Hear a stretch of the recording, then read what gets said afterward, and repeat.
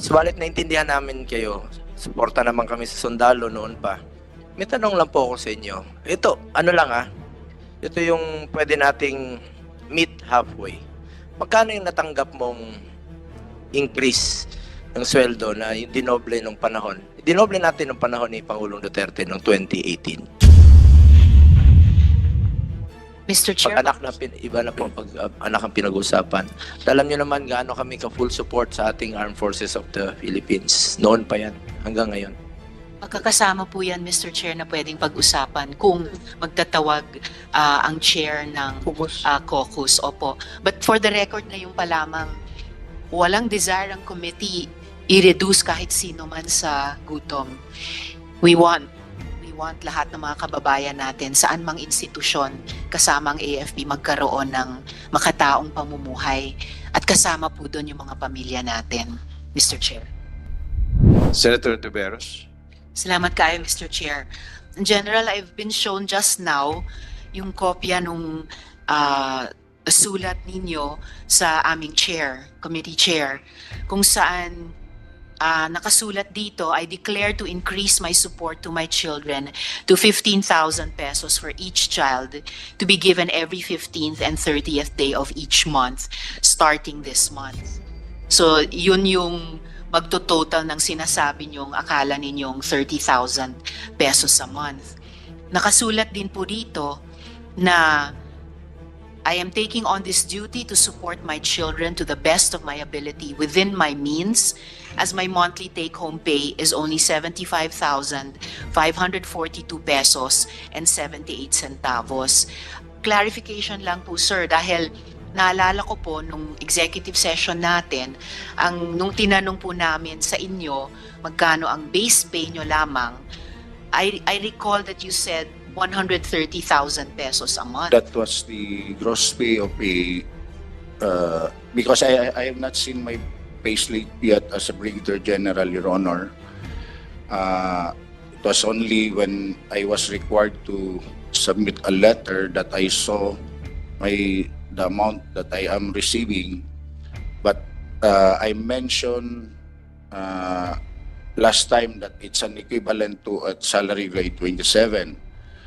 The amount stipulated therein, I did not mention, if I remember right, I mentioned 132, but I know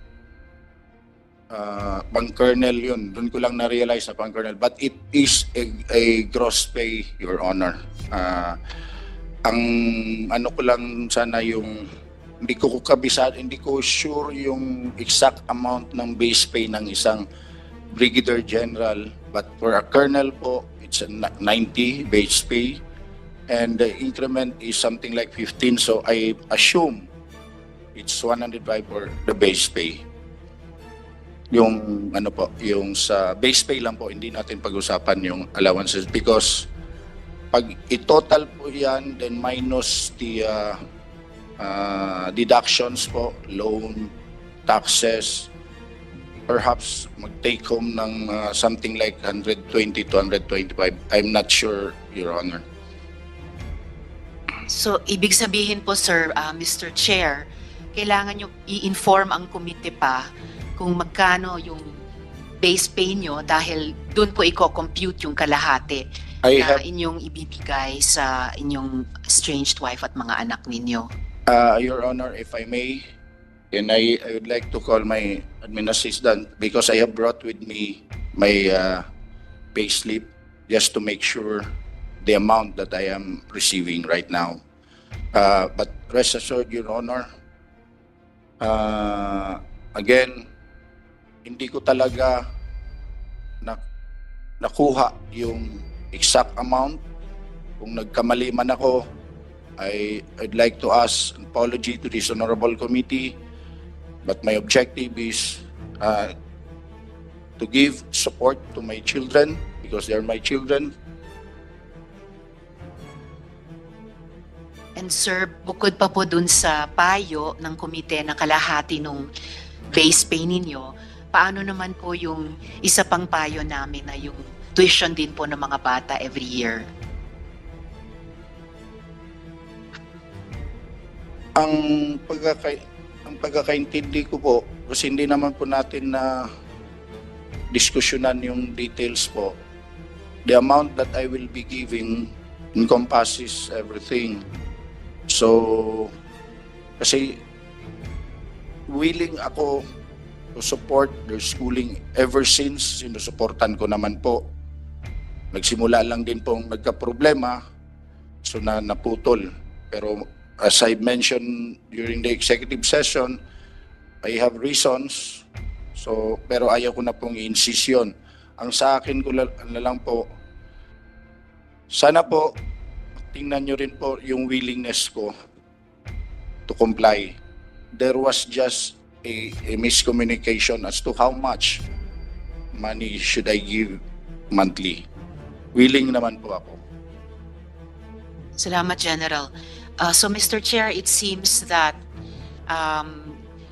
mula nakaraang linggo hanggang ngayon, hindi pa nagbago yung sitwasyon ni Ms. Sevilla at yung kanilang mga anak in terms of the advice of the committee dun sa monthly child support at saka yung annual na tuition. And at the proper time, Mr. Chair, I will move that the committee go into a caucus to discuss the ad interim appointment of Brigadier General Sevilla. Mr. Chair. Yes, Senator Tiveros, in a while, we're going to act on your motion. Before acting on the motion, we'd like to recognize Senator, our Vice Chairman, Committee on National Defense Commission Appointments, Senator Christopher Bongo. Sir, in respect to Senator Hontiveros, may tanong lang po ako kay General Sevilla, sir. Tama yung sinabi ni Chairman kanina, gusto kang tulungan po dito, no? Pero alam mo, importante talaga para sa atin. Tayo, mga Pilipino, yung anak natin. Kahit anong gawin natin, lahat to ay ginagawa natin para sa anak natin. Lahat ng sakripisyo natin sa mundong ito, halos lahat ng magulang, tayo, kapakamatay tayong magtrabaho para sa ating mga anak. Yan talaga yung ugali na natin noon pa. Subalit naintindihan namin kayo, suporta naman kami sa sundalo noon pa. May tanong lang po ako sa inyo. Ito, ano lang ito yung pwede nating meet halfway. Magkano yung natanggap mong increase ng sweldo na dinoble nung panahon? Dinoble natin nung panahon ni Pangulong Duterte noong 2018. Not exactly doble. Sa entry position na doble. Pero sa mga colonel at saka lieutenant colonel, more than 50%. Magkano yung natanggap nyo increase nun? From nung 2017, nung 2018, sa tingin mo magkano yung increase mo? Hindi ko na ma-recall, Your Honor, dahil medyo may katagalan na yon. But kasi 2017, it's already 7 years ago. Pero there was a significant increase talaga sa amount na natanggap. I just can't really recall. Baka pwede mong i-compute o yung mga kaklase mo, ma-compute nila magkano yon. Baka pwede mo, yun na lang ang ibigay mo sa anak mo. Yung amount na yon. Your Honor, as I Baka said, mapapayag natin Yes. si Senator Hontiveros. Your Honor, I agree to that. Kung gusto nyo po, tirahan nyo na lang po ako ng para sa pagkain ko. Ipaki-compute lang po from 2017 to 2018. Magkano yung naging increase nung panahon yon na nakuha mo? Baka yun pwede mong iset aside sa anak mo, baka maging acceptable po ito kay Opo. Senator Tiveros at sa ating mga kasamahan dito sa Commission on Appointments. So, kung sa tingin mo, is it fair, Senator Risa? Chairman? Baka more than 30,000 yun. Mr. Chair, Sen Bong, as a member of the committee, I'm always open sa mga mungkahi ng mga kasamang miyembro. I'll proceed from yung naging payo ng komite kay General nung nakaraang executive session na kumbaga hating kapatid sa base Baka po pay pwede bang every mag-meet month halfway? plus tuition. Opo. Baka mag-meet halfway po, baka matulungan ka ng komite. Gusto ka naman pong tulungan, no? Ng komite. And of course, si Chairman, nung nakaraang hearing, talagang pinag-usapan namin to. Gusto ka naming tulungan. Pero importante rin sa atin yung anak. Talaga napaka-importante yun. Mr. Pag Chair, anak na, iba na po pag anak ang pinag-usapan. Alam nyo naman gaano kami ka-full support sa ating Armed Forces of the Philippines. Noon pa yan, hanggang ngayon.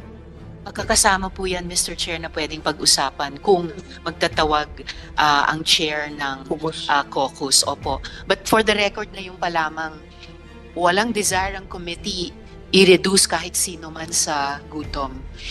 We want lahat ng mga kababayan natin saan mang institusyon kasama ang AFP magkaroon ng makataong pamumuhay at kasama po doon yung mga pamilya natin, Mr. Chair.